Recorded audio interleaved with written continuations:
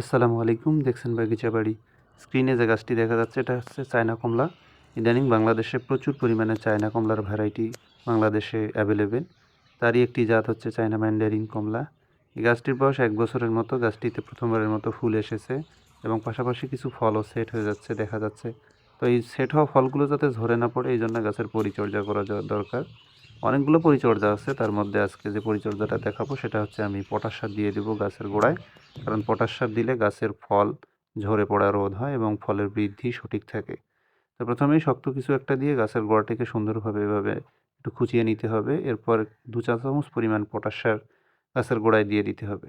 এরপর আবার একটা শক্ত কোনো কিছু দিয়ে সুন্দর করে পটাশ সারটা মাটির সঙ্গে মিশিয়ে দিতে হবে, যাতে পটাশ সারগুলো ভালোভাবে গাছের সঙ্গে মিশে যায়। এরপর পরিমাণ মতো পানি দিয়ে দিতে হবে। এই সময় পানি মিস করা যাবে না। পানি সবসময় ভর্তি থাকতে হবে। ধন্যবাদ।